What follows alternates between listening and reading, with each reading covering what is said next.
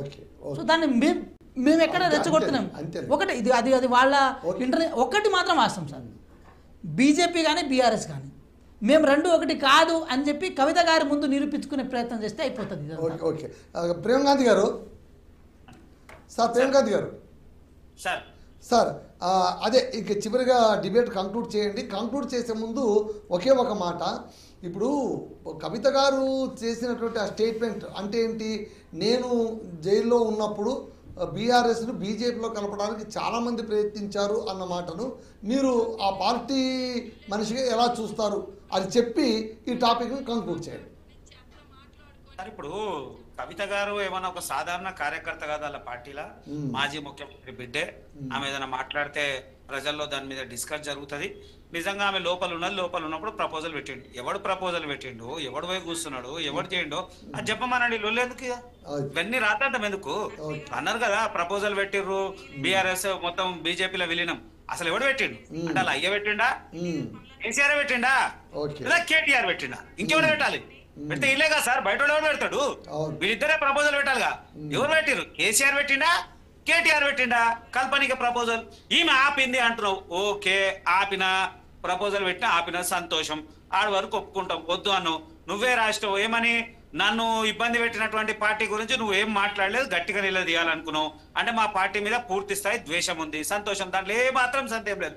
ఆడ వరకు ఓకే. మన నువ్వు దయ్యాలు అని అంటున్నావు, లెటర్ మా నాయన ఎప్పుడు జింపేస్తుండే అంటున్నావు. మళ్ళీ ఈసారి మీ నాయనే లెటర్ బయట పెట్టిండా, నువ్వు లెటర్ బయట పెట్టినావా, లేదా మీ అన్న పెట్టిండా? ఈ ముగ్గుట్లో ఎవడో పెట్టాలి కదా, బయట అవకాశం లేదుగా. అంటే లెటర్ కూడా మీరే కావాలని దాన్ని బయటకు లీక్ చేశారు. సరే చేస్తే చేసిరు అనుకుందాం. మీ ఇంటి పంచాయతీ ఇలా రాష్ట్రానికి రుద్దే పరిస్థితి ఎందుకు వచ్చింది? అందరూ ఒకటే మాట్లాడుకుంటున్నారు. ఏమనంటే ఖచ్చితంగా వద్దన్నా అవునన్నా ఈ విషయం మీద కేసీఆర్ స్పందించాలి. ఎందుకు మౌనంగా ఉన్నాడు?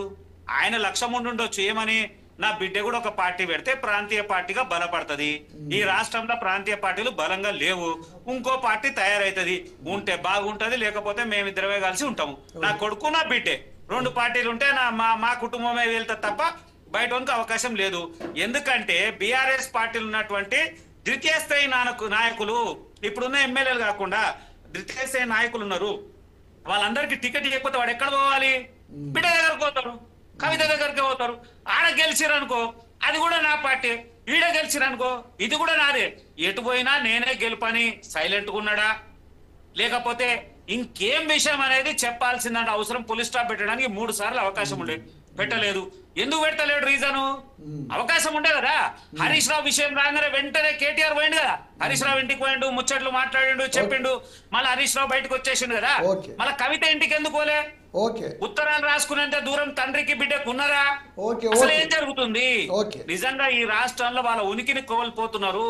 బీఆర్ఎస్ పార్టీ తన ఉనికిని కోల్పోతుంది. కాబట్టి లైమ్ లైట్ ఉండడానికి ఏదో ఒక చర్చ, నా కుటుంబం చర్చ జరగాలి, జరిగితే బీఆర్ఎస్ చర్చనే జరగాలి, కవిత చర్చ, కేటీఆర్ చర్చ, ఈ కేసీఆర్ చర్చ జరగాలనేటువంటి భావంతో వాళ్ళు రోజు ఒక కొత్త ట్విస్ట్ మాటలు మాట్లాడుతున్నారు. వీళ్ళు మాట్లాడిన దాంట్లో ఏ దాంట్లో నిజాయితీ లేకుంటే దయ్యాలు ఎవరో చెప్పమనండి. గాంధీ గారు ఓకే, గాంధీ గారు okay, thank you sir, thank you అండి.